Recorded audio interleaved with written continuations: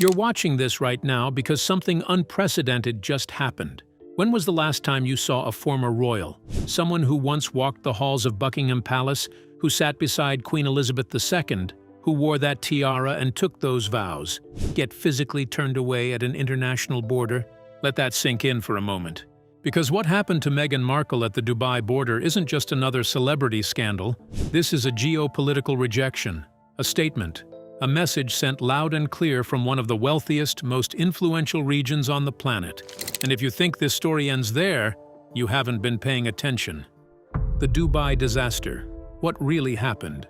So let's start with Dubai, the city of gold, the land of luxury, a place where billionaires park their money, celebrities flaunt their lifestyles, and influencers go to manufacture the perfect Instagram aesthetic. This was supposed to be Meghan's sanctuary, her escape hatch. But here's the thing about Dubai. They don't just let anyone in, especially not someone trailing controversy like a comet tail. According to multiple sources close to the situation, Meghan arrived at the Dubai border fully expecting to waltz through. After all, she's Meghan Markle, right? Former Duchess of Sussex, Netflix star, Oprah's confidant. Instead, she got the red light. Border officials reportedly detained her for questioning. Not arrested, let's be clear, but detained, held, questioned. And then, after what insiders describe as a tense and humiliating several hours, she was politely but firmly told to turn around and leave. Can you imagine that moment? The realization that your plan, your carefully orchestrated exit strategy, just collapsed in the most public way possible? The real reason Dubai said no. Here's where it gets interesting. And by interesting, I mean absolutely jaw-dropping. Dubai doesn't operate like Western countries when it comes to reputation management. Over there, your name, your history, your associations, they all matter. A lot. The Emirati government takes its image seriously. They've built a city that attracts the world's elite, and they're not about to let someone with a messy track record stroll in and potentially create an international incident. So what did they see when they looked at Meghan Markle's file? First, there's the little matter of her very public falling out with the British royal family. Dubai has deep ties with the UK, trade relationships, diplomatic partnerships, shared interests. The last thing they want is to be seen as harboring someone who's effectively at war with the British monarchy. But it goes deeper than that, because it's not just about optics, it's about pattern recognition. Think about it. Everywhere Meghan goes, drama follows. Staff members accuse her of bullying. Business partners mysteriously distance themselves. Projects collapse. Lawsuits pile up, and through it all, she's consistently positioned herself as the victim. But here's the brutal truth. When you're the common denominator in every conflict, people start asking questions. Are you really the victim, or are you the problem? The Saudi Arabia shocker. Door number 2. Slams shut. Now, if the Dubai rejection was bad, what happened next was catastrophic. Because Meghan had a backup plan. When Dubai fell through, her team immediately pivoted to Saudi Arabia. And not just Saudi Arabia in general. We're talking about direct negotiations with high-level officials in the Saudi royal family. This wasn't some tourism visa application. This was Meghan's team engaging in weeks of quiet, behind-the-scenes diplomacy, trying to secure not just entry, but acceptance, a safe haven, a place where she could live comfortably, away from prying eyes, protected by one of the most powerful royal families on earth. In celebrating the 125th anniversary of women's suffrage in your country. Except there was one tiny problem. They said no too. And not just no, thank you. According to multiple sources, the rejection was swift, decisive, and brutal. After reviewing everything about Meghan's history, Saudi decision-makers reportedly concluded that she posed what one senior figure called an unacceptable reputational risk. Let's pause there.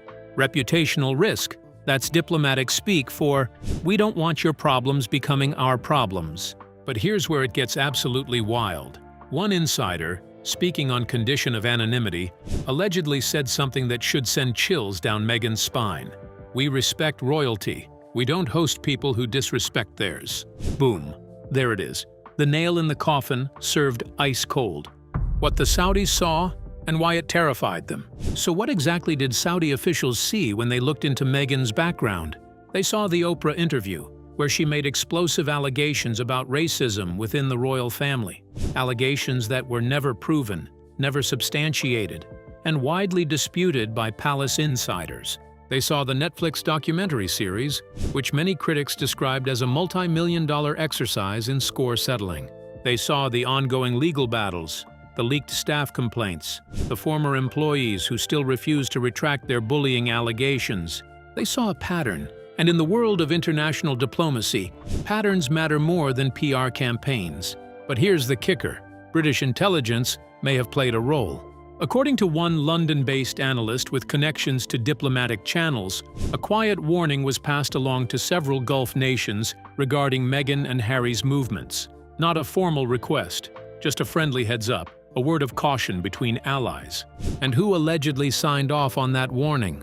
None other than Prince William himself. William's warning: the brother strikes back. Let's talk about Prince William for a moment. Sources close to the future king claim he's referred to her in private as a master manipulator, someone who will do anything to stay relevant, someone whose entire strategy revolves around shifting blame, stirring drama, and keeping herself at the center of the story, no matter the cost. And you know what? Looking at the evidence, it's hard to argue with that assessment. Think about Meghan's trajectory since leaving the royal family. Every move she's made has been designed to generate headlines. The tell-all interviews, the celebrity friendships, the podcast that barely lasted a season, the lifestyle brand that never materialized, the courtroom battles. It's all noise, constant, relentless noise. And William, who will one day be king, has apparently had enough. So when those diplomatic channels opened up, when Saudi officials started making inquiries about Meghan, William's team allegedly made sure the full picture was shared. Not rumors, not gossip, just facts. A comprehensive dossier of everything Meghan has been involved in since 2016. And the Saudis took one look and said, "No thank you." Can you blame them?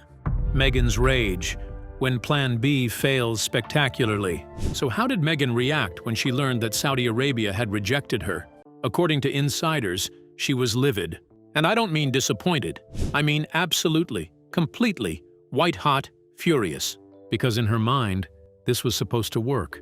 Saudi Arabia, with all its wealth, its privacy, its power to shield high-profile individuals from media scrutiny, that was supposed to be the safety net. Instead, she got silence. Her requests denied. Her efforts ignored. Her team's negotiations shut down without ceremony or explanation. Now she's scrambling. Sources close to her camp say the media outreach has intensified dramatically. Her publicists are reportedly working overtime, pressuring contacts across Hollywood and the UK to publish favorable spins on the story. They're trying to downplay the rejections, reframe them as logistical delays or unfounded rumors. But here's the thing. Nobody's biting, because the media industry can smell blood in the water. And right now, Meghan is hemorrhaging credibility. The outlets that once championed her as a feminist icon, they're backing away. The tide has turned, and Meghan knows it. The California crisis, Monteceto meltdown. Let's shift our focus back to California, because while all this international drama is unfolding, Meghan and Harry's situation at home isn't exactly stable either. Remember that sprawling Monteceto mansion they bought? The one that was supposed to symbolize their freedom? Well, according to multiple reports, they've been forced out. The exact details are murky. Some sources say they couldn't afford the upkeep. Others claim there were issues with the mortgage. Whatever the truth, the result is the same. Meghan and Harry are now living in what's described as a temporary residence, under much tighter budgets and significantly increased pressure. Two people who once had unlimited access to royal wealth. They're now downsizing, cutting costs, feeling the pinch. The financial safety net they counted on? It's eroding, fast. Harry's retreat, the prince who lost his way. And what about Harry in all of this? Here's where the story gets genuinely sad. According to multiple insiders, Harry has been pulling back from Meghan's orbit. He's focusing, or trying to focus, on rebuilding ties with the palace, even though those attempts keep failing. Friends say he's frustrated, tired, quietly admitting that he misses stability, that he misses the structure, the purpose. the sense of duty that came with being a working royal. But there's no going back. The bridges have been burned.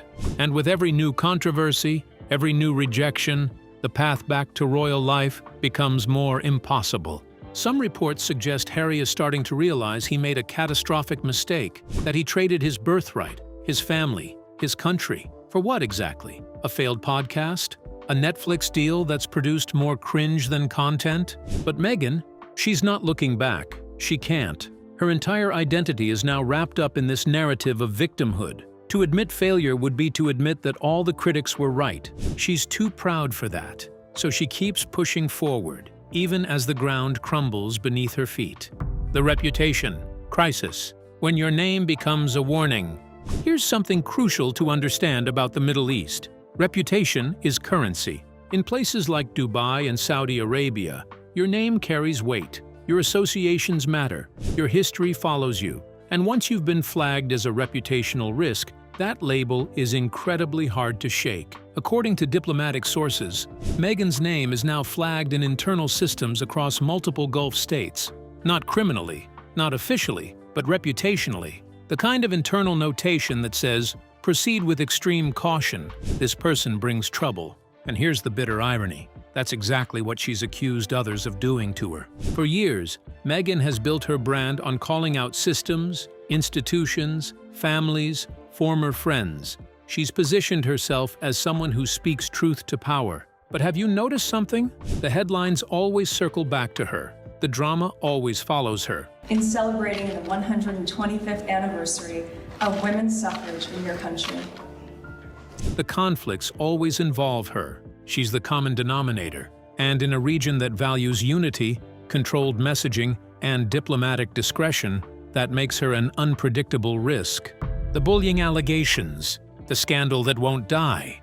Let's address the elephant in the room, the bullying allegations. Meghan has consistently denied these claims. Her lawyers have issued strongly worded statements. Her PR team has worked overtime to discredit the accusers. But here's the problem. The former staffers haven't retracted their stories.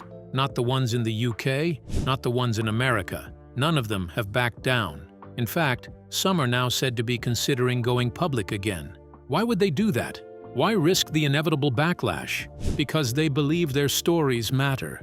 Because they want the truth to be known. The Buckingham Palace investigation into these allegations was never made public. But insiders have long maintained that the evidence was damning, that multiple staff members from different departments, with no connection to each other, told remarkably similar stories about Meghan's behavior. And those allegations? They followed Meghan to America, because American staff members have also reportedly complained about similar treatment, different country, different employer, same patterns of behavior. The PR playbook, when sympathy turns to suspicion. For years, Meghan's PR strategy has been remarkably effective. She's positioned herself as a victim of institutional racism, a mental health advocate denied help, a mother protecting her children. And for a while, it worked. The Oprah interview generated massive sympathy. The Netflix series had people talking. But here's the thing about sympathy. It has an expiration date. Eventually, people start asking questions. They start connecting dots. They start noticing patterns. Is she really a victim? Or is she someone who's weaponized victimhood to deflect accountability? Is she really being persecuted? Or is she facing legitimate criticism for legitimate reasons? These are the questions more and more people are asking. Not just tabloid readers, but journalists, commentators, former allies. But yes, my point is we weren't allowed to tell our story because they didn't want. And even some people who initially championed her cause. The empowerment narratives are clashing with credibility gaps. The brand isn't expanding, it's imploding. The desperation phase, when the walls close in. So what happens now? What's next for someone whose international options are evaporating, whose financial situation is deteriorating, whose media strategy is failing? According to whispers in various circles, unconfirmed but growing louder, Meghan's team is exploring what can only be described as desperate measures. Some reports suggest they're looking at lesser-known jurisdictions, smaller nations with more lenient media laws, places where she could theoretically disappear and start over. But here's the fundamental problem. None of them offer what Meghan actually wants. because it was never just about safety or privacy. If all she wanted was to live quietly, she could have done that years ago. What she wants is prestige, influence, relevance. She wants to be seen, welcomed, celebrated. She wants to be invited to exclusive events. She wants to matter. That's why Dubai and Saudi Arabia were so important. They weren't just safe havens. They were status symbols, proof that she still had value, still had power. And that's why the rejections sting so badly. They're not just logistical setbacks. They're symbolic defeats. They're the world saying, "We don't want you." The calls to old friends, burning through goodwill. Here's something that should tell you everything. According to multiple sources, she's been making calls to old friends, people she hasn't spoken to in years, former allies, past collaborators. She's trying to rebuild bridges, asking for favors, looking for support. And you know what's telling? Most of them aren't calling back. These are people who presumably once cared about her, who worked with her, and now, when she needs them most, they're ghosting her. Why? Because nobody wants to be associated with a sinking ship. Nobody wants to be the next person who publicly supports Meghan, only to find themselves embroiled in whatever scandal erupts next week. Her goodwill account is overdrawn. The patience has run out. And here's the brutal part. She did this to herself. Every burned bridge, every leaked story, every lawsuit, every public attack, the long-term cost? She's alienated nearly everyone who could actually help her now. The industry ices her out. Hollywood's verdict. Let's talk about Hollywood. This is where Meghan thought she'd thrive. Coming back was supposed to be her victory lap. How's that working out? The Netflix content has been critically panned. The podcast got cancelled. The book deals haven't materialized. The fashion collaborations keep falling through. And most tellingly, the A-list celebrities are keeping their distance.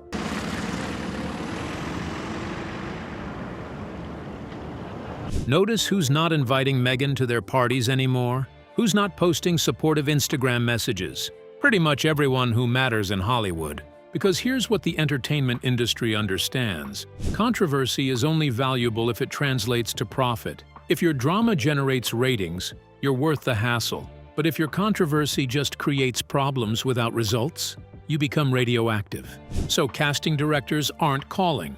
Producers aren't interested. Fashion houses are politely declining meetings. When even crisis management firms think you're too much of a crisis, you know you're in trouble. The trust crisis. Will I be next? Here's a question that keeps coming up in boardrooms across Hollywood.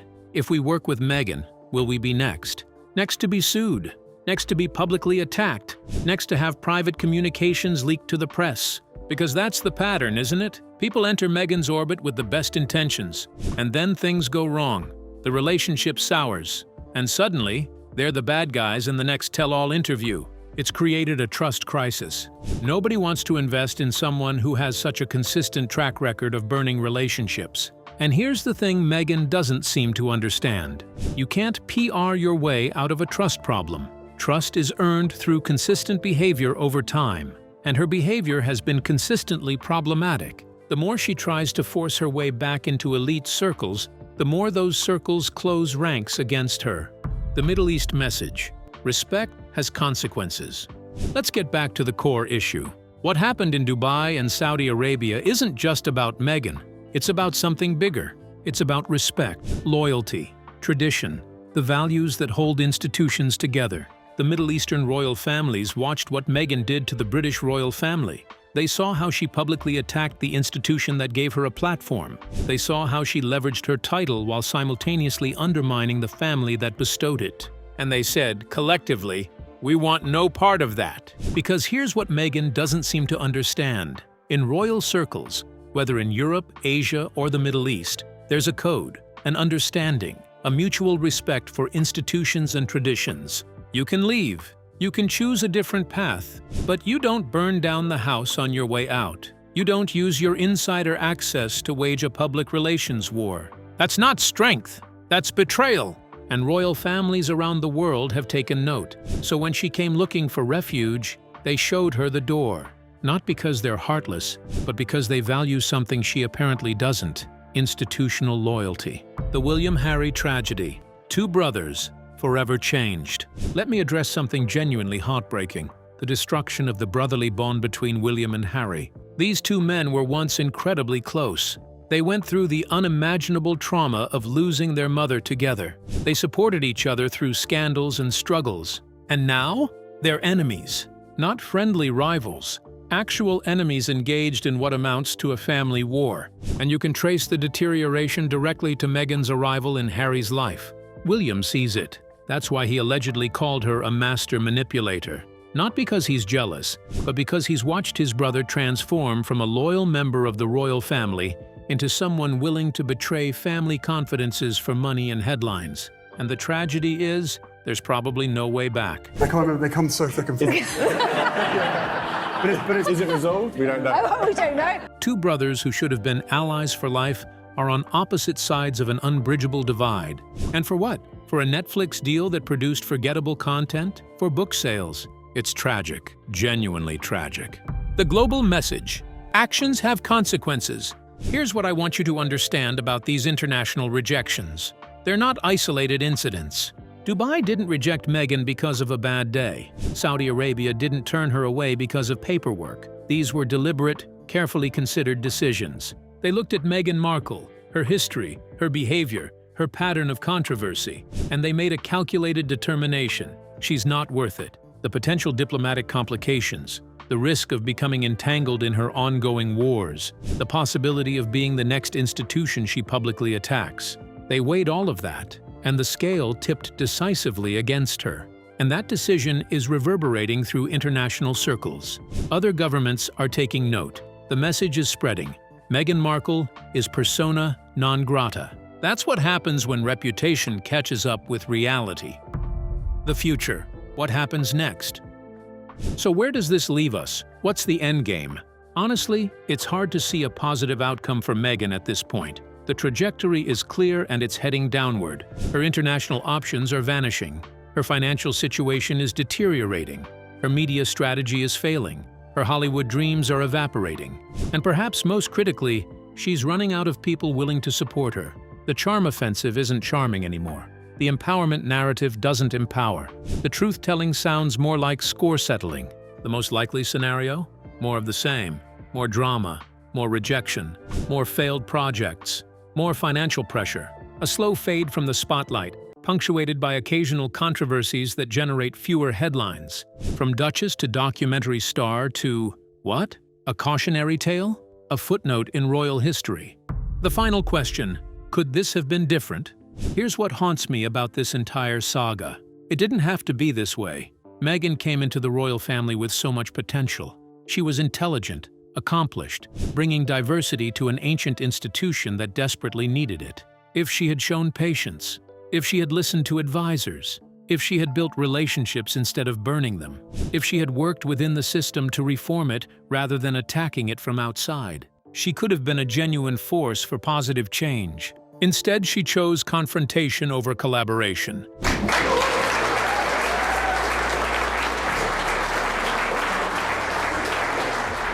Drama over diplomacy, headlines over humility. And now, as doors slam shut, as former friends ghost her calls, as financial pressures mount and professional opportunities vanish, she's learning a brutal lesson.